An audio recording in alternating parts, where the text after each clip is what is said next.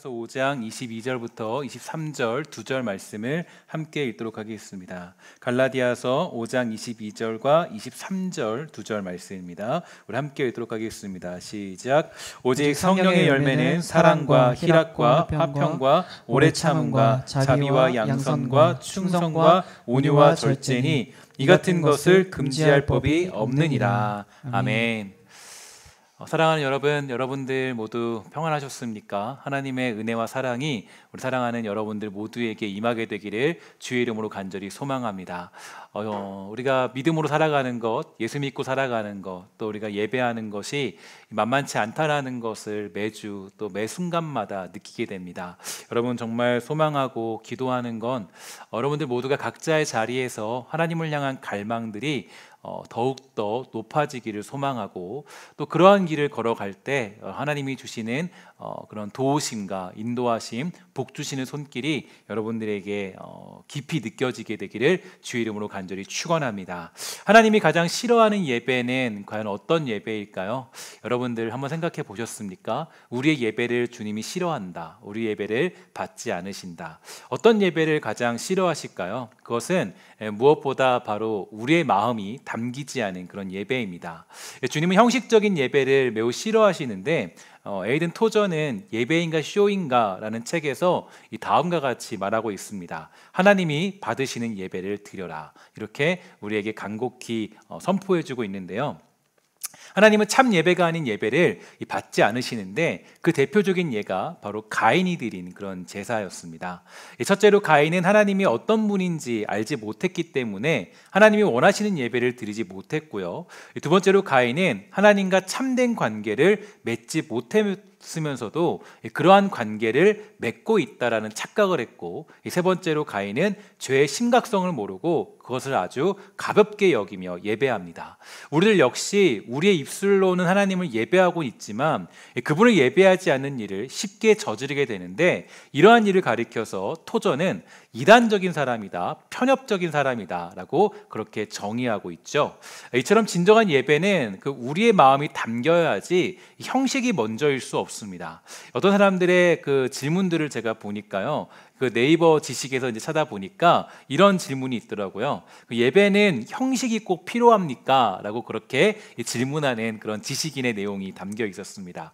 사실 이 마음이 없는 형식은 아무런 의미도 없겠죠. 형식은 우리의 진심을 담는 그릇이 되어야 되지, 형식이 절대로 우리의 진심보다 앞설 수는 없습니다. 이 사도행전 초반부에 보면은 그러한 예가 잘 나타나고 있죠. 초대교회가 결집하던 중에 한 가지 중요한 사건이 등장하게 됩니다. 바로 아나니아와 삽비라의 사건인데요. 사도행전 5장 1절부터 2절에 보면 이런 얘기가 있습니다. 아나니아라는 사람이 그의 아내 삽비라와 더불어 소유를 팔아 그 값에서 얼마를 감춤해 그 아내도 알더라. 얼마만 가져다가 사도들의 발 앞에 두었다. 이렇게 하는 내용으로 사도행전의 내용이 나타나고 있습니다. 일단 그가 이 소유를 팔아서 이 사도들의 발 앞에 둔 것은 누가 봐도 칭송받을 일이고 대단한 일이겠죠. 충분히 누군가에게 귀감이 될 수 있는 그런 사건인 것은 분명합니다. 하지만 이 얼마만 가져다가 사도들의 발 앞에 두었다라는 그런 단서를 볼 때 그가 드린 재물에 어떤 문제가 있었다라는 것을 확인할 수가 있게 됩니다. 아나니아가 자기 재산을 팔아서 이 재물을 드렸던 이유는 무엇일까요? 사도행전 4장 33절과 35절에 보면 그 이유가 나오는데, 사도들이 큰 권능으로 주 예수의 부활을 증언하니 무리가 큰 은혜를 받아서 그 중에 가난한 사람이 없으니 이는 밭과 집 있는 자는 팔아 그 판 것의 값을 가져다가 사도들의 발 앞에 두매 그들이 각 사람의 필요를 따라 나누어 주었다. 이런 이야기가 나오고 있습니다. 그러니까 이 당시에 초대교회에서 어떤 모습이 있었냐면, 이 많은 사람들이 예수를 믿고 변화가 되어서 이 진실된 마음으로 이 자기 재산을 팔아 교회를 세우게 되었고요. 그리고 이 성도들을 도우면서 이제 그런 여러 가지 초대교회의 아주 놀라운 모습이 등장하게 됩니다. 근데 그렇게 많은 사람들이 이렇게 자기들을 감당하고 또 재산을 팔아서 하게 되니까 이제 그 사람들이 어떻게 하다 보니까 이제 칭송을 받게 되고, 이 나름대로 교회 안에서 또 당시에 그런 시대권 속에서 조금 이제 저 사람은 정말 믿음이 괜찮은 사람이구나 이런 평가를 아마도 받을 수밖에 없었겠죠. 그러니까 그것을 보고 있던 아나니아와 삽비라가 이제 등장하게 된 겁니다. 그러니까 마음은 없는데 바치기는 해야겠고 그래야 이 칭송을 받고 체면치리라도 할 수 있으니까 이 얼마를 감추고 드리게 된 거죠. 결국 어떤 일이 벌어지게 되었죠? 사도행전 5장 3절에 보면 이렇게 나옵니다. 베드로가 이르되 아나니아야 어찌하여 사탄이 내 마음에 가득하여 내가 성령을 속이고 땅값 얼마를 감추었느냐. 땅이 그대로 있을 때에는 내 땅이 아니며 판후에도 내 마음대로 할 수가 없더냐. 어찌하여 이 일을 내 마음에 두었느냐. 사람에게 거짓말한 것이 아니요 하나님께로다. 이렇게 말하면서 아나니아의 생명이 떠나게 됩니다. 이것은 그 예물을 적게 드렸다 많이 드렸다 이런 차원이 아니라 하나님을 대하는 차이가 나타나게 된 거예요. 그러니까 하나님께 예물을 많이 드렸기 때문에 적게 드렸기 때문에 이런 일이 생긴 게 아니라 아나니아와 삽비라 부부는 하나님을 이용한 것이고 그저 이 체면치레 용으로 주님께 드리게 된 겁니다. 그러니까 하나님이 그 제물을 받지 않으신 거죠. 하나님이 제물을 받지 않으시는 이유가 무엇일까? 여기에 대해서 한 번 더 조금 더 생각해 보고 넘어갈 대목에 있는데 바로 이 바리새인과 세리의 기도를 보면 너무 잘 알 수 있습니다. 여기서 바리새인은 아주 대단하고 또 멋진 모습을 보이게 되는데요. 누가복음 18장 11절은 말합니다.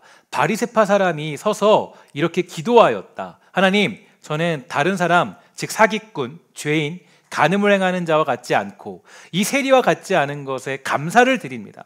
저는 일주일에 2번씩 금식하면서 모든 수입의 11조를 바칩니다. 이렇게 얘기해요. 이 사람은 이 모든 형식을 다 갖춘 사람이었어요. 누가 봐도 괜찮고 보기 좋은 그런 신앙인이었죠. 우리식으로 말하면 누가 봐도 신실해 보이는 장로님이나 권사님이나 신앙의 경력이 오래된 사람이라고 이야기할 수 있겠습니다. 하지만 문제는 주님께서 그를 기뻐하지 않았어요. 그러니까 이게 조금 우리가 조금 이해가 되지 않는 그런 내용인데 조금 하나님이 오히려 주님께서는 오히려 이 바리새인보다는 이 다른 사람, 우리가 이해할 수 없는 한 사람에게 의롭다라고 그렇게 얘기해주고 있는데요. 누가복음 18장 13절에 등장한 세리입니다. 한편 세리는 멀리는 서서 감히 눈을 들어 하늘을 보지도 못하고 다만 가슴을 치며 말했다. 하나님, 이 죄인을 불쌍히 여겨 주십시오. 그러자 예수님이 다음과 같이 말씀하시죠. 내가 너에게 말한다. 이 사람이 저 바리새파 사람보다 의롭다는 인정을 받고 집으로 돌아갔다. 누구든지 자기를 높이는 사람은 낮아지고 자기를 낮추는 사람은 높아질 것이다. 이게 참 우리로서는 이해가 가지 않는 평가입니다. 그러니까 누가 봐도 이 바리새파 사람이 더 의로워 보이고 괜찮아 보이는데 주님의 평가는 바로 이 세리가 더 낫다라고 이야기를 하고 있죠. 이유가 있습니다. 그냥 단순히 이 사건만 보면은 이렇게 평가하기 어려운데 누가복음 11장 42절에 보면 바리새파 사람이 어떤 사람인가에 대해서 나타나고 있죠. 너희 바리새파 사람들에게 화가 있을 것이다. 너희는 박하와 운양과 온갖 채소의 11조를 드린다. 그러나 하나님의 정의와 사랑은 무시한다. 어느 한 가지 말고 이 모두를 함께 해야 한다. 이렇게 이야기를 하고 있습니다. 그들은 마음이 없는 제사를 드렸고 예물을 드렸고 형식만이 남은 예배자가 된 것입니다. 그러니까 하나님이 그 제사를 받지 않게 된 거죠.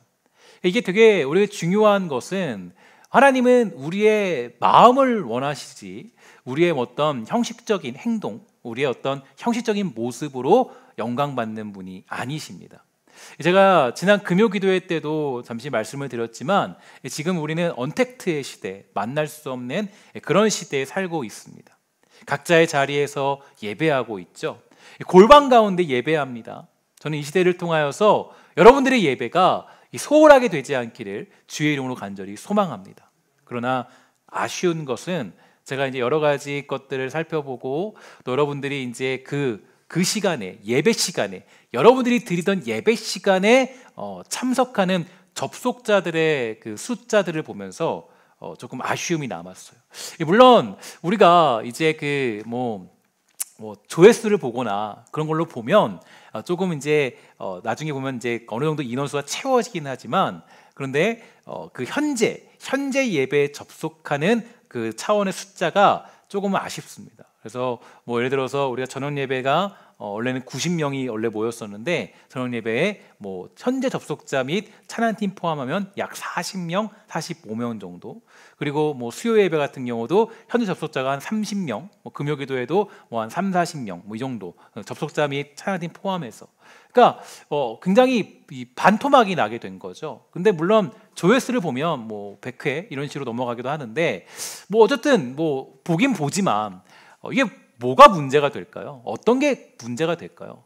물론 우리가 이제 그 주일 예배도, 오늘 드리는 이 온라인 예배도 지금 말고 1시간 뒤에, 2시간 뒤에 드려도 괜찮습니다. 그래도 괜찮겠죠. 그것도 괜찮을 거예요. 근데 사실 우리가 원래 만약에 현장 예배가 있었다면, 만약에 내가 현장으로 예배를 드리는 사람이었다면, 이게 코로나 시대가 아니었다면 아마도 그 예배 시간을 철저히 지켰을 겁니다. 내가 시간 날 때, 내가 그냥 어떤 뭐 괜찮을 때, 조금 뭐 안정적일 때, 뭐 그럴 때 예배하는 게 아니라, 아마도 우리가 현장 예배였다면 이 시간에 어디 가지 않고 그 자리에서 예배를 드렸겠죠. 근데 사실 우리가 여러 가지 문제들이 발생하고 있습니다. 도대체 우리가 그 원래 예배하던 그 시간에 함께 예배하던 40명, 50명은 과연 어디 갔을까요? 제가 보니까 마음이 속상했습니다. 주님은 형식을 원하지 아니하시고 우리의 간절한 마음을 원하십니다. 오직 주님께서 이 땅에 내려오셨을 때 주님이 얼마나 답답했으면 이렇게 얘기했을까요? 나는 이 돌들로도 나를 찬양하는 아브라함의 자손들을 만들 수 있다. 그 무슨 얘기냐면, 형식적으로 찬양하고 예배하는 사람들은 내가 돌들로도 만들 수 있다라는 거예요. 마음이 없는 제사를 내가 그냥 만들어낼 수 있다라는 거예요. 주님이 힘이 없고 능력이 없어서 자신을 찬양하고 예배하는 그 마음을 받기 못 만드는 것이 아니고, 우리가 전심을 다해서 주님께 예배하는 그 마음을 받기 원하시기 때문에 우리를 부른 것입니다. 주님은 우리의 마음을 함께 드리는 예배를 받기 원하시죠. 이 코로나 시대를 지나면서 저는 우리 모두가 주님을 향한 갈망이 더욱더 깊어지기를 주의 이름으로 간절히 소망합니다. 그것이 이 길고 긴 터널 속에 주님께서 주시는 우리의 메시지예요.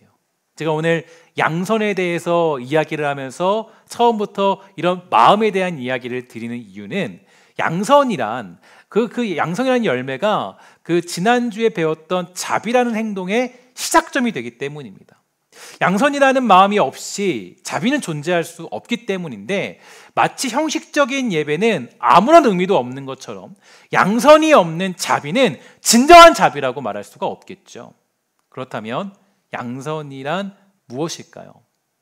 여기서 말하는 일단 선이란 어떤 거냐? 하나님이 보시기에 합당하다는 뜻을 가지고 있습니다. 예를 들어서 하나님께서 그 세상을 창조하실 때 보시기에 좋았더라고 말씀하셨는데요, 이것은 하나님께서 모든 선의 기준이 되며 하나님께 합당하지 않은 것은 악이라는 것을 의미합니다. 누가복음 18장 19절이에요. 예수께서 이르시되 내가 어찌하여 나를 선하다 일컫느냐? 하나님 한 분에는 선한 이가 없느니라. 즉 하나님만이 우리의 선의 기준이라는 뜻이 되죠. 하나님만이 인정받기에 합당한 것과 그렇지 않은 것을 결정하실 수 있으므로 하나님의 인정하심보다 더 높은 차원에서 바라볼 수 있는 선의 기준은 결코 존재하지 않습니다.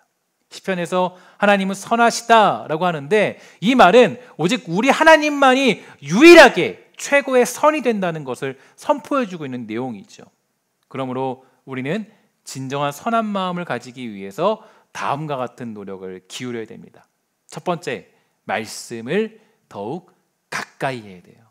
성령님은 말씀으로 사역하는 분이시기 때문인데요, 우리가 말씀에 깊이 뿌리를 내릴수록 우리는 이 선한 마음을 더욱 깊이 가질 수 있게 돼요. 선의 기준이 무엇인지를 정확하게 알게 되죠. 디모데후서 3장 16절이에요. 모든 성경은 하나님의 감동으로 된 것으로 교훈과 책망과 바르게 함과 의로 교육하기에 유익하니 이는 하나님의 사람으로 완전하게 하며 모든 선한 일을 행하기에 온전케 하려 함이라.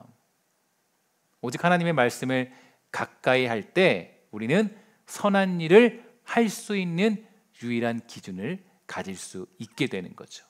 여러분, 기준이라는 건 매우 중요합니다.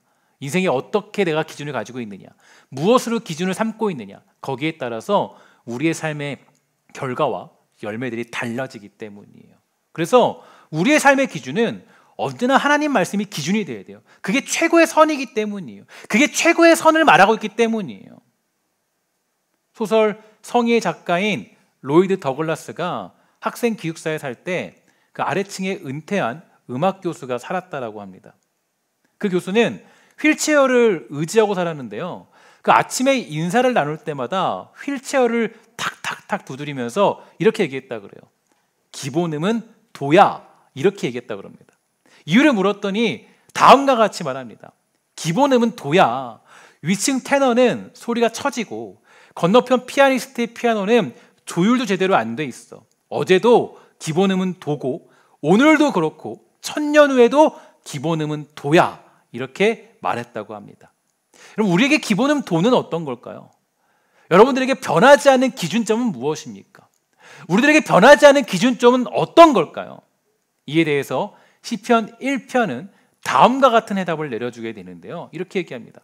복이 있는 사람은 악인들의 꾀를 따르지 아니하며 죄인들의 길에 서지 아니하며 오만한 자들의 자리에 앉지 아니하고 오직 여호와의 율법을 즐거워하여 그의 율법을 주야로 묵상하는도다. 이게 우리의 선의 기준이에요. 우리의 삶의 기준이에요. 복 있는 사람의 기준이에요. 그러므로 우리가 선한 삶을 살기 위해서는 우리는 성경을 깊이 배워야 합니다. 말씀으로 우리 영혼을 가득 채워야 돼요. 어떤 사람들은 성경책을 사고 들고 다니는 것으로만 만족하려 하죠. 성경책을 들고 교회에 오는 것으로 우리의 삶을 때우려고 합니다. 또 어떤 사람은 스마트폰에는 성경 어플이 잔뜩 있지만 정작 말씀에는 관심이 없어요. 매일 교회에서는 여러분들에게 설교 말씀을 문자로 보내게 됩니다. 새벽기도 말씀을 보내고 금요기도의 말씀을 보내고 또 여러 가지 예배의 말씀들을 보내죠. 근데 조회수는 한 50에서 60 정도 새벽기도 말씀은 됩니다. 사실 문자는 몇 명에게 보낼까요? 350명 정도 보내게 됩니다. 매번 보낼 때마다 350명의 문자가 나가죠. 그러나 350명 중에 약 그 말씀을 한 번라도 묵상하는 사람은 50에서 60 정도가 된다라는 거예요. 이게 참 우리에게는 너무나도 안타까운 일이죠. 왜냐하면 그냥 우리가 그것을 클릭하여서 틀어놓고 설거지를 해도 되고 그냥 틀어놓고 우리가 여러 가지 일들 감당해도 되는데 사실 우리가 그렇게 할 수 없다라는 건 우리에게 참 아쉬운 그런 모습입니다. 하나님 말씀을 기준점으로 삼고 있는 사람은 하나님의 말씀을 당연히 아침부터 듣고 묵상하고 그것으로 시작하겠죠. 그런데 그렇지 않다라는 건 참 아쉬운 모습입니다. 그래서 우리가 정말 이 땅을 살아갈 때 이 어떤 말씀을 채우려는 노력이 필요해요. 유튜브는 보지만 젊은 사람들은 인스타그램은 열심히 하지만 소셜 네트워크는 열심히 하지만 말씀은 잘 채우려 하지 않아요. 그러니 인생에서 기준이 사라지는 겁니다. 내 기준이 말씀이어야 되는데 그 양선이라는 그 기준이 있어야 되는데 그 선이 사라져버리고 말씀은 채우지 않으니까 인생의 기준점이 완전히 틀어져 버리죠. 자꾸 기독교인의 그리스도인의 이야기를 하지 않고 세상적인 관점과 기준으로 모든 판단을 하려고 합니다. 말씀을 완전히 소유하는 사람이 우리는 되어야 돼요. 그래야 우리는 그 기준을 따라서 우리가 가야 할 곳을 정확히 갈 수가 있게 됩니다. 말씀은 내비게이션 같아서 우리가 가야 할 곳을 정확하게 지시하고 있으므로 말씀으로 우리의 삶을 채워야 되는 거죠. 시편 19편 7절부터 11절 여호와의 율법은 완전하여 영혼을 소성케 하고 여호와의 증거는 확실하여 우둔한 자로 지혜롭게 하며 여호와의 교훈은 정직하여 마음을 기쁘게 하고 여호와의 계명은 순결하여 눈을 밝게 하는도다. 여호와를 경외하는 도는 정결하여 영원까지 이르고 여호와의 규례는 확실하여 다 의로우니 금 곧 많은 정금보다 더 사모할 것이며 꿀과 송이꿀보다 더 달도다. 또 주의 종이 이로 경계를 받고 이를 지킴으로 상이 크니이다. 아멘. 믿으십니까? 이 말씀을 여러분 믿으시나요? 이 말씀을 믿는다면 우리 하나님 말씀을 멀리할 수 없겠죠. 이 말씀을 믿고 있다면 어떻게 이것이 금보다 귀한데 우리가 어떻게 이 말씀을 그냥 쉽게 넘어갈 수 있겠습니까? 시편 1편 3절 그는 시냇가에 심은 나무가 철을 따라 열매를 맺으며 그 잎사귀가 마르지 아니한 같으니 그가 하는 모든 일이 다 형통하리로다. 아멘. 이게 하나님 말씀을 선으로 두고 있는, 기준으로 두고 있는 사람들이 받는 복이 되는 거예요. 주의 말씀을 채우는 자들이 가지는 복입니다. 이러한 복을 소유하기 위해서 여러분들과 저는 하나님 말씀을 우리 마음속에 깊이 새기셔야 돼요. 말씀을 채우기에 힘써야 돼요. 말씀을 읽고 묵상하는 습관을 길러야 하고 하나님과 약속한 시간에는 그 말씀을 듣고 깨달으며 주님께 예배하며 주의 말씀이 소중하는 것을 우리의 믿음과 마음과 정성을 다해 고백할 때 그때 그 하나님의 말씀이 우리의 영혼에 풍성하게 채워지는 거예요. 여러분, 대통령이 여러분들한테 오늘 매일 아침 나랑 5시에 아니면 매일 아침 7시에 나랑 전화통화 합시다. 그러면 그 전화통화를 거절할 사람이 누가 있을까요? 한 명도 없을 거예요. 아마 6시부터 목욕제계를 하고 그죠? 우리가 대통령 전화를 받을 생각을 하겠죠. 오늘 주님의 말씀을 듣기 사모하는 주의 백성이 다 되기를 주의 이름으로 간절히 축원합니다. 요한복음 14장 13절입니다. 예수께서 대답하여 가라사대 이 물을 먹는 자마다 다시 목마르려니와 내가 주는 물을 먹는 자는 영원히 목마르지 아니하리니 나의 주는 물은 그 속에서 영생하도록 솟아나는 샘물이 될 것이니라. 아멘. 교회를 다님에도 불구하고 많은 사람들이 그래요. 저 허망함을 느껴요. 교회를 다님에도 불구하고 갈증을 느끼며 살아가는 사람들이 있어요. 하나님을 향한 갈망이 아니라 갈증 자체를 느끼며 살아가는 사람들이 있습니다. 왜 그럴까요? 그렇게 허망함을 느끼고 만족감을 누리지 못하는 이유는 주의 말씀이 능력이 없기 때문이 아니라 우리가 그 말씀에 능력이 있다는 것을 진심으로 믿고 있지 못하기 때문입니다. 오늘 그 말씀이 영원한 우리의 생명수요 우리를 복 있는 사람으로 만들어가는 주의 말씀이라는 것을 믿게 되는 놀라운 은혜가 여러분들에게 주어지기를 주의 이름으로 간절히 소망합니다. 두 번째로 선한 마음이 자비로 이어지기 위해서는 마음을 지키는 노력이 필요한 것 같아요. 이 모든 죄는 항상 마음으로부터 시작됩니다. 이 마음이 없는 죄는 존재할 수 없겠죠.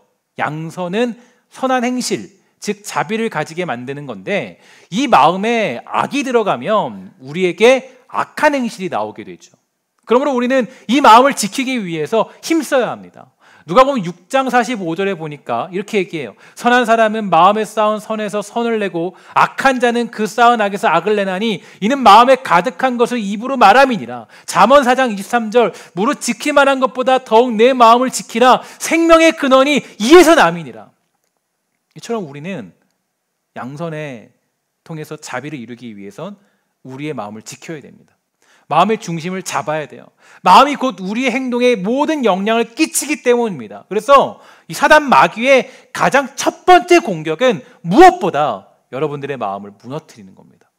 그래서 우리는 보는 것, 듣는 것 이런 것들을 좀 조심할 필요가 있어요. 특히 요즘 우리는 모두 스마트폰을 항상 보며 살아가죠. 근데 가끔 제가 깜짝깜짝 놀라는 게 있습니다. 스마트폰을 보다 보면요 너무나 심한 광고, 나도 전혀 생각할 수 없는 광고들, 정말 너무나도 이상한 내용들이 너무 쉽게 우리 눈에 스쳐 지나가요. 특히 우리 청소년들이나 어린아이들이 요즘에 보고 있는데 제가 너튜브, 유튜브를 이제 그 광고 없는 영상을 보기 위해서는 유튜브에다가 뭘 해야 되면 돈을 내야 돼요. 8천 얼마인가를 내야지 이제 그 만 원인가 내야지 광고 없는 유튜브가 돼요. 제가 사실은 공짜로 쓸 수 있잖아요. 근데 제가 돈을 냈습니다. 돈을 내고 써요. 물론 그걸 통해서 교회도 이제 쓰고 있지만 돈을 내고 쓰고 있어요. 근데 제가 그 돈을 내고 쓰고 있는 이유가 뭐냐면 뭐 여러 가지 이유들이 있지만 가장 큰 이유가 저희 딸들이 그 유튜브를 볼 때가 있잖아요. 근데 이 광고들이 계속 스쳐 지나가요. 이상한 광고들이. 그리고 제가 이제 그런 걸 보니까 이게 너무 문제가 되겠더라고요. 어쩔 수 없이 광고를 없애기 위해서 그렇게 보게 됩니다. 정말 너무 자극적인 내용들, 우리를 죄에 빠지게 만드는 유혹들, 그런 것들이 우리의 마음을 너무 쉽게 무너뜨려요. 그래서 우리는 무엇을 보더라도 조심해야 돼요. 말씀에 이런 말씀이 있죠. 눈은 몸의 등불이니 내 눈이 성하면 온몸이 밝을 것이요, 눈이 어두우면 몸이 어둡다. 무슨 얘기예요? 내가 보는 것 그대로 우리의 마음이 흔들린다는 얘기예요. 그래서 할 수 있으면 우리의 눈이 하나님을 향하도록 해야 되고 말씀과 찬양으로 우리의 삶을 채워 넣어야 돼요. 정신과 의사들과 심리학자들이 한결같이 주장하는 내용이 잠재의식과 무의식이죠. 다시 말해서 우리가 보고 듣는 것을 다 기억을 하지는 못하지만 잠재의식 속에 내려가서 언젠가 마음의 자리를 잡아서 뿌리를 내리고 영향을 끼쳐서 악한 행실로 나오게 되는 겁니다. 중금속 중독이라는 병도 알고 계시죠? 그 중독은 어떻습니까? 여러 가지 환경과 먹을 것을 통해서 우리 몸에 뭐 납, 망간, 철, 알루미늄 등이 쌓이게 되는 거예요. 중금속이 체내에 들어오게 되면 피로감이 찾아오고 성격이 변화되고 집중력이 저하되면서 치매, 암, 심각한 질병을 초래한다고 합니다. 심지어 여러분, 천재 음악가 베토벤은 납 중독으로 사망했다라는 보고가 있는데 그는 정상인보다 100배 되는 납이 검출되었다라고 해요. 이외에도 많은 사람들이 자기도 모르게 그런 중독들을 가지고 있게 됩니다. 저는 보고 듣는 것도 마찬가지라고 생각해요. 여러분이 보고 듣는 걸 조심해야 됩니다. 그것은 우리의 마음을 빼앗기에 충분하고 우리의 마음을 흔들기에 충분해요. 우리의 마음을 잠식시키기에 충분한 힘을 가지고 있습니다. 음식을 먹으면서 사람들이 그러더라고요. 야, 이거 중국산 김치네. 난 안 먹을래. 그런 사람 많이 있죠. 아, 이건 국내산이니까 맛있게 먹을래. 많이 얘기하잖아요. 근데 문제는 뭐냐면 우리가 먹을 것을 그렇게 못 먹을 것을 구분하고 살아가는데 많은 사람들이 보고 듣는 것에는 이러한 구분점을 두지 않아요. 제가 조금 뭐 제 나름대로 추측인데 이런 생각을 해봤어요. 요즘에 아직도 제가 요즘에 TV를 거의 잘 안 보니까 TV를 이제 어쨌든 보게 되면 아직도 많은 드라마들이 좀 막장 드라마들이 판을 치고 있죠. 그죠? 사랑하는 여자가 뭐 알고 보니까 자매였더라. 그죠? 그런데 그 여자의 아버지가 또 어떻더라. 이렇게 바람이 나고 저렇게 바람이 나고. 그러니까 어떤 사람들이요, 가정에 대해서 좋은 이미지를 가지게 될까요? 청소년들이 야, 가정은 화목한 곳이야. 저는 생각 안 할 것 같아요. 맨날 보는 게 뭐 이혼이고, 맨날 보는 게 뭐 바람 피는 거고, 맨날 보는 게 뭐 이상한 거고 하니까 가정이 뭐 어디 뭐 결혼하고 싶겠어요? 결혼하고 싶은 꿈을 안 꾸는 거예요. 젊은 사람들이 요즘에 결혼 잘 안 한다 그러죠. 왜 그럴까요? 그동안 보고 듣는 게 결혼이 다 엉망생활이었거든요. 맨날 그놈의 드라마가 가정을 다 깨부시고, 요즘에는 이제 그 가정이 이제는 아주 8차원 쪽으로 가서 뭐 갑자기 뭐 내 엄마가 외계인이고 갑자기 그런 것들도 많이 나오더라고. 도깨비고 뭐 그죠? 그러면 그런 가니까 사람들이 가정을 이루려 가지 않죠. 그러니까 마귀는 우리의 마음을 공격해요. 그래서 사실 그 마음의 공격이 찾아오면 우리는 자비라는 성령의 열매를 맺지 못하게 됩니다. 그래서 우리는 마음을 지키고 다스릴 줄 알아야 돼요. 여러 가지 어려움을 당하고 위기 속에 살아가던 욥은요, 다음과 같이 고백했습니다. 욥기 31장 4절. 그가 내 길을 감찰하지 아니하시느냐, 내 걸음을 다 세지 아니하느냐. 모든 마음을 주님 보고 계신다는 것을 믿음으로 고백한 거예요. 그는 마음을 지키기 위해서 정말로 많은 노력을 감당했습니다. 우리도 마찬가지예요. 마음을 지키기 위해서 노력을 해야 됩니다. 그래서 바울은 디모데에게 이런 부탁을 했죠. 우리 디모데후서 1장 13절과 14절 말씀을 우리 함께 읽도록 하겠습니다. 시작. 너는 그리스도 예수 안에 있는 믿음과 사랑으로서 내게 들은 바 바른 말을 본받아 지키고 우리 안에 거하시는 성령으로 말미암아 내게 부탁한 아름다운 것을 지키라. 이렇게 얘기했습니다. 디모데후서 1장 13절부터 14절이에요. 우리가 양선의 마음을 지키면 자비의 결과가 일어나게 되는 것입니다. 제가 좀 마지막으로 한 가지 예화를 들고 마치려고 하는데, 이런 일이 있었다 그래요. 여러분, 탤런트 중에 김수미 씨 아시죠? 김수미 씨가 그 심각한 우울증으로 고통을 겪고 있을 때였습니다. 이 나쁜 일은 한꺼번에 온다고 이 김수미 씨의 남편이 사업 실패를 겪으면서 이 빚더미에 올라앉아서 이 쩔쩔매는 상황까지 맞았다고 해요. 돈이 많았던 친척들도 이 김수미 씨를 외면하게 되었죠. 이 김수미 씨는 급한 대로 동료들에게 아쉬운 소리를 하면서 이 몇백만 원씩 돈을 빌리고 있었습니다. 그런데 그 사실을 알게 된 김혜자 씨가요, 김수미 씨에게 정색을 하면서 이렇게 말했다 그래요. 얘, 너는 왜 나한테 돈 빌려달라는 소리를 안 해? 추잡스럽게 몇백씩 꾸지 말고 필요한 돈이 얼마나 되냐 하면서 김수미 씨 앞에 통장을 꺼내 놓았다고 합니다. 어떤 통장인지 아세요? 야, 이거 내 전 재산이야. 나는 돈 쓸 일 없어. 다음 달에 아프리카 가려고 했는데 아프리카가 여기 있네. 다 찾아서 해결해. 그리고 갚지 마. 혹시 돈이 넘쳐나면 그때 주던가. 김수미 씨가요, 그 통장을 받아서 그때 지고 있던 빚을 모두 청산합니다. 그리고 그 돈은 나중에야 갚을 수 있었지만, 이 피를 이어받은 사람도 아니고 이 친해봐야 남인 자신에게 이 전 재산을 내어준 것에 김수미 씨는 너무 큰 감동을 받았다 그래요. 입장이 바뀌어서 김혜자 씨가 그렇게 어려웠다면 자신은 그렇게 할 수 없었을 것이라고 말했다고 합니다. 그러자 이렇게 얘기했죠. 언니가 아프리카에 포로를 납치되면 내가 나서서 포로 교환하자고 말할 거야. 나 꼭 언니를 구할 거야. 그렇게 힘들고 어려울 때 자신을 위해 기꺼이 자신의 전 재산을 내어준 김혜자 씨에게 김수미 씨는 자기의 목숨도 내놓을 수 있을 정도의 강한 사랑을 가지게 된 것입니다. 저는 이런 면에서 여러분들에게 이 아름다운 마음, 양선과 자비의 모습이 필요하다고 생각해요. 오늘 우리들의 마음이 주님을 닮은 마음 되기를 주의 이름으로 간절히 소망합니다. 우리가 아름다운 마음으로 그 마음을 가지고, 그 양선의 마음을 가지고 우리가 자비의 일을 행하게 되면 반드시 그것은 아름다운 결과를 얻을 수 있게 되는 놀라운 축복들을 누릴 수 있게 되는 거예요. 비록 내가 사는 때가 아니더라도, 비록 여러분들과 지금 살고 있는 이 시간의 때가 아니더라도 우리 자손들에게 주시는 하나님의 영광이 임하게 되는 것입니다. 하나님은 여러분들과 제가 이 자비의 열매, 양선의 열매를 맺기를 주의 이름으로 간절히 원하고 있습니다. 여러분, 축복하는 것은 여러분들에게 정말로 이 양선과 자비의 열매가 맺혀서 아름다운 마음을 통해 아름다운 결과를 맺게 되는 놀라운 축복이 되기를 주의 이름으로 간절히 소망합니다. 아름다운 마음이 아름다운 결과를 만들어낸다는 걸 기억하면서 여러분들의 마음을 지키기에 힘쓰십시오. 여러분의 마음을 지켜줘서 정말 우리들에게 주어진 진정한 선, 변하지 않은 진리, 그 진리를 붙잡고 살아가는 아름답고 복된 우리 신성의 권속이 되기를 주의 이름으로 간절히 축복합니다.